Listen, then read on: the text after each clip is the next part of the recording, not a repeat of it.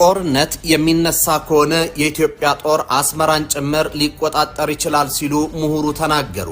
የኤርትራ መንግስት ካልተወገደ በስተቀር ቀጠናው ሰላም አይሆንም ያሉት ምሁሩ የኢትዮጵያ መንግስት ካሰብ ባሻገር አስመራን ይቆጣጠራል ብለዋል። ከሰሞኑ ኢትዮጵያ የኤርትራን የአገርነት እውቅና ልታነሳ ትችላለች በሚል ሐሳቦች እየተነሱ ሲሆን ምናልባትም ሀገራቱ ወደ ግጭት የሚገቡ ከሆነ ኢትዮጵያ አሰብን ብቻ ሳይሆን አስመራን ልትቆጣጠር ትችላለች ሲሉ የህግ ምሁሩ ዶክተር ሲሳይ መንግስቴ ተናግረዋል።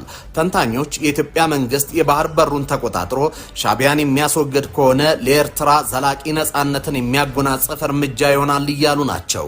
ሻቢያ ከኢትዮጵያ ታሪካዊ ጠላቶች ጋር በማበር የኢትዮጵያ ህዝብን የባህር በር አልባ አድርጓታል የሚሉት ተንታኞቹ ሻቢያም የባህር በር አልባ በማድረግና ህጋዊ ባህር በራችንን ማስከበር ብሎም ጭቁን ህዝቦችን ነፃ ማውጣት ተገቢ ነው ሲሉ የኢትዮጵያ ብሔርተኛ ተንታኞች እያስረዱ ይገኛሉ።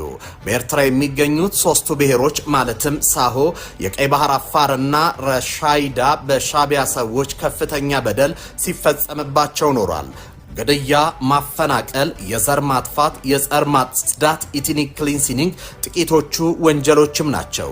እነዚህ ሶስቱ ብሔሮች 1151 ኪሎ ሜትር በሚሸፍነው የባህር ጠረፍ ላይ የሰፈሩ የዘር ማጥፋት ሰለባ የሆኑ ህዝቦች ናቸው። ሳሆና ረሻይዳ በምጽዋ በሰሜን ጠረፋማ አካባቢ የሰፈሩ ጭቁን ህዝቦች ሲሆኑ አፋር ደግሞ በአሰብ አካባቢ የሰፈረ የተገፋና እየተገደለ ያለ ህዝብ ነው። ስለሆነም እነዚህን ህዝቦች ከኢትዮጵያ ጋር መቀላቀል እንደ አንድ አቅጣጫ ሊቀመጥ ይገባል ሲሉ ተንታኞች ያስረዳሉ።